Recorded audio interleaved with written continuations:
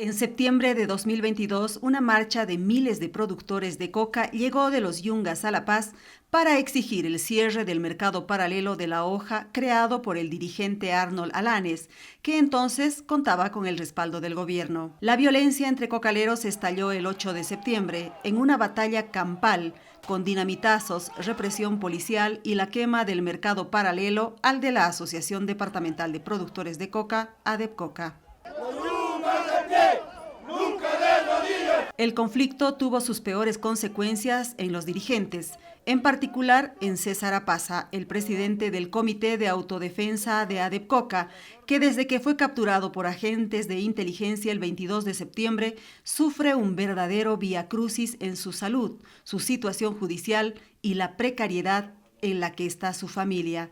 César Apaza y otros dirigentes fueron imputados por 15 delitos, pero el proceso no ha registrado avances sustanciales pese a que su detención preventiva lleva casi un año, el doble de tiempo establecido en la norma. El caso de Apaza ha centrado la atención pública por la vulneración de sus derechos a la integridad y la salud, cuando estaba en manos de agentes policiales que le propinaron una golpiza al detenerlo, y cuando en la Fuerza Especial de Lucha contra el Crimen, un jefe policial le causó lesiones en la mano derecha y le forzó a firmar su orden de aprehensión. Apaza denunció torturas. La Defensoría del Pueblo se pronunció en una resolución del 11 de mayo de 2023 que en su parte relevante dice: en el presente caso se tiene suficiente evidencia para afirmar que Julio César Apaza Tintaya fue víctima de tratos crueles y degradantes, calificación que llegaría a tortura una vez que se cuente con elementos que permitan medir la gravedad o severidad del daño a la víctima. La abogada de Apaza, Evelyn Cosío, consideró que la detención es injusta porque, según dijo, el dirigente no estuvo involucrado directamente en la violencia. Desde el primer momento que a César Apaza se lo aprende, no se ha cumplido con el debido proceso, el mismo que está contemplado en el artículo 115 de la Constitución Política del Estado, toda vez de que se ha puesto a conocimiento la aprehensión ilegal a que él ha sido sujeto ante un juez de garantías, la juez Lorena Camacho, que es juez de instrucción tercero en lo penal de la ciudad de La Paz, quien ha determinado dar la tutela a César Apaza y ha decretado de que esa aprehensión ha sido totalmente ilegal. Además, el informe de la Defensoría del Pueblo ha posibilitado que el Tribunal Supremo de Justicia emita un instructivo para evitar que se repitan violaciones similares a los derechos de los aprehendidos. Vale decir que el caso de César Apaza, a los actos de tortura y vejámenes que él ha tenido, ha conllevado a la emisión de un instructivo por parte del Tribunal Supremo de Justicia a los efectos de que los aprehendidos no vuelvan a sufrir los actos de tortura que fue sujeto César Apaza, ¿no? En respuesta a un cuestionario para este reportaje, la Defensoría del Pueblo reveló además que la Fiscalía General confirmó el inicio de una investigación contra el autor o autores del delito de vejaciones y torturas contra César Apaza, derivándose el caso a la fiscal Inés Verónica Marca Álvarez. Pero además el caso de Apaza ha generado indignación por sus problemas de salud, primero por su internación de emergencia ante un posible accidente cerebrovascular y luego por el diagnóstico de que sufre un síndrome de dismovilidad secundario a trastorno adaptativo, que es la imposibilidad de mover parte del cuerpo. En una visita a su celda para este reportaje y tendido en su cama, fue notorio que Apaza tenía dificultad para cerrar y abrir el ojo derecho, era visible una parálisis facial parcial y no hablaba con claridad porque la lengua se le trababa. En su celda tiene una silla de ruedas y su compañero cocina para ambos. Su abogada reclama por su salud.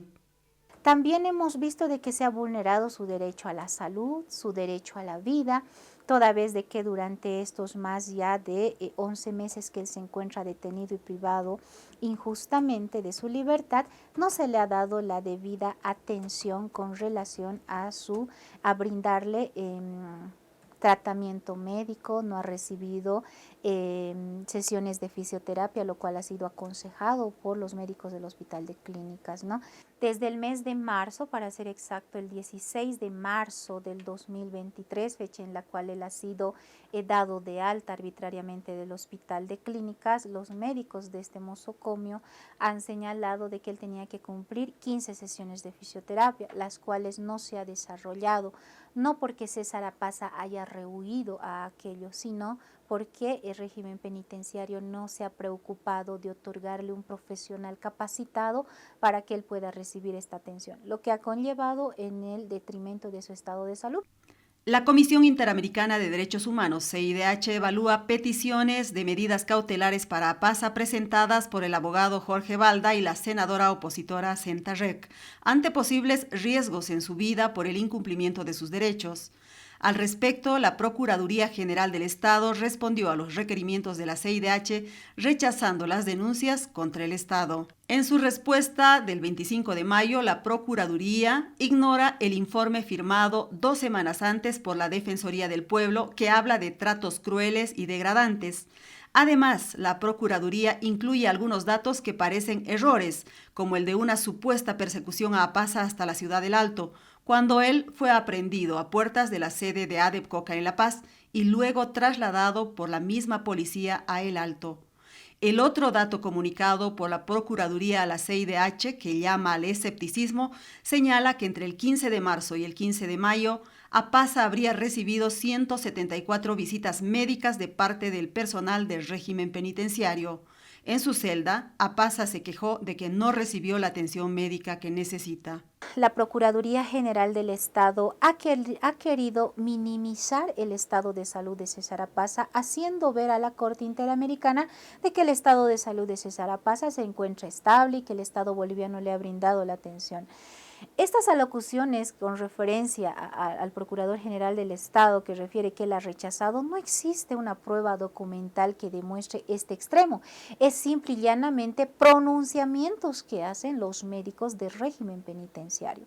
Son funcionarios públicos. La familia ha solicitado de que se le permita que ingrese un fisioterapeuta particular, pero lamentablemente el régimen penitenciario no da lugar a esta solicitud, lo cual ha generado la imposibilidad de la atención en salud a César Apaza. Pero la situación de Apaza también se agrava por la ampliación de su detención preventiva, decidida por el juez de su caso hasta al menos el 3 de noviembre, con el argumento de que el proceso es complejo y tiene al menos 12 víctimas. Sin embargo, según la abogada Cosío, solo una persona se presentó como víctima de la violencia, pero la credibilidad de su testimonio fue puesto en duda por un perito forense. La mamá de Apaza, Sabina Tintaya, una mujer de 61 años, y su hermana Miriam, de 34, se han visto obligadas a concentrar sus vidas para ayudar a que se libere a Apaza o se le conceda al menos la detención domiciliaria. Yo grave lloro, grave, tengo pena, por eso me he quedado, no estoy trabajando siquiera, hasta él quería hacer poder que me voy a trabajar, dice, no sé si me va a dar, digo, tengo miedo también, todo me han quitado mi capital. En su testimonio, la señora Sabina cuenta que también ha sufrido represalias porque en noviembre pasado, cuando César Apaza llevaba 2 meses preso en San Pedro, los funcionarios de Discoin le decomisaron a la familia 10 taques de coca en Villazón, causando una pérdida de 35.000 bolivianos. La coca circulaba con el permiso emitido a nombre del propio Apaza. Llegando, vinieron justamente directo de nosotros, o sea, como nunca yo había visto, ¿no? 8 personeros de la FELCN, más dijecos, o sea, prácticamente nos intimidaron. Nosotros tratamos de defendernos, pero no pudimos hacer nada. La señora Sabina también recuerda el día que vio a su hijo recién aprendido en el Alto. No sé cómo he venido, he llegado, pero había estado en arriba, había estado detenido en la policía. En la cega, mi hijo estaba todo, no podía alzar estaba todo verde, todo golpe a ver a mi hijo. La hermana denuncia que César ha sufrido la vulneración de sus derechos. Todo en la salud le han negado, siempre nos han dicho que estaba bien, nunca han demostrado un diagnóstico. prácticamente nos han ocultado todo. No hemos podido con qué respaldarnos, poder meter un fisioterapeuta, un especialista, un neurólogo. No hemos podido hacer nada como familia. Nos han cerrado las puertas y me he quedado parada. Moralmente yo lo veo un poco decaído, ¿no? Porque la familia también estamos sufriendo. Mi mamá se enferma muy seguido y eso también le llega a afectar a él. Sabe que estamos agotados económicamente, entonces él se deprime bastante por esa situación. Tras la última decisión del gobierno de cerrar el mercado paralelo de Arnold Alanes y solo reconocer como legal al mercado de Adep Coca, la hermana destaca que César tenía la razón. Por algo que mi hermano estaba luchando, después de un año nos dan la razón de que sí, ese mercado era ilegal y era por algo que mi hermano estaba luchando. Que se cierre y que se respete. Y no entiendo hasta el momento por qué aún él sigue detenido. Y es más, se le amplía todavía. Y siguen llegando otros procesos. Piden resarcimiento en la cual mi hermano no es culpable de todo eso. Además, la familia pide al presidente Luis Arce interceder por la liberación de Apasa. Quisiera, ¿no?, que el presidente, sus ministros, los fiscales, bueno, tengan un poco de conciencia y vean lo que está sufriendo mi hermano desde la cárcel. No es una persona que ha cometido un delito, simplemente ha querido defender a su región. Señor presidente, ponte mano al pecho. Todas las autoridades, que no me lo hagan así. Yo sufro, yo me enfermo. La familia de Apasa también cree que su situación se debe a que fue traicionado por otros dirigentes de Adep Coca, algo que él mismo dijo por medio de una carta enviada a los cocaleros de los Yungas. El vicepresidente de Adep Coca, Reinaldo Laura, dijo que no se trata de traición, sino de un proceso de acercamiento que tiene como demanda la liberación de todos los dirigentes cocaleros detenidos. Sí, mira, tiene todo el derecho para hacer, César, hacer sus cartas, pero la única intención de nosotros siempre va a ser, tal vez, o siempre ha sido liberar mediante el acercamiento que podamos hacer. Si nosotros ahorita, si nos damos de cuenta, si nosotros queremos hacer movilizaciones, vamos a empeorar la situación. Inclusive los compañeros que están en la cárcel de San Pedro van a tener sentencia. Y nosotros que estamos con órdenes de aprehensión vamos a ser tal vez detenidos. Dios mediante, los que van a venir, tal vez otros también que puedan ser detenidos. Y lo único que nosotros que hemos querido ha sido pacificar eso. La situación de César Apasa también ha merecido la atención de especialistas en la defensa de derechos humanos como la abogada Claudia Terán. Al ser un caso tan complejo hay varios derechos involucrados y por lo tanto varios estándares. Comenzaré por el derecho a defender derechos, ¿no? La noción de defensor o defensora es bien amplia desde el derecho internacional y básicamente se considera defensor o defensora a cualquier persona que promueve o defienda derechos humanos. Y en ese marco podríamos en principio catalogar a César en ese ámbito, ¿no?, como defensor de derechos. Y las y los defensores de derechos tienen, pues, desde los estándares de derechos humanos y las obligaciones que asumió el Estado, un nivel reforzado de protección. El experto en derechos humanos, el jurista Franco Albarracín, subraya que el caso también se considera de persecución política. Sí, evidentemente, si uno observa, y yo lo he hecho, he observado los delitos por los que se lo acusa al señor Apasa, y uno se va a percatar que no existe ningún indicio, no existen pruebas. Este es un caso evidentemente político, es un caso de persecución política que es permitido en el contexto de un órgano judicial y un ministerio público completamente sometido al órgano político. Los datos nos muestran que la situación de independencia judicial y del Ministerio Público en Bolivia es peor que en Nicaragua, es peor que en Guatemala, es peor que es casi igual que en Venezuela, ¿no?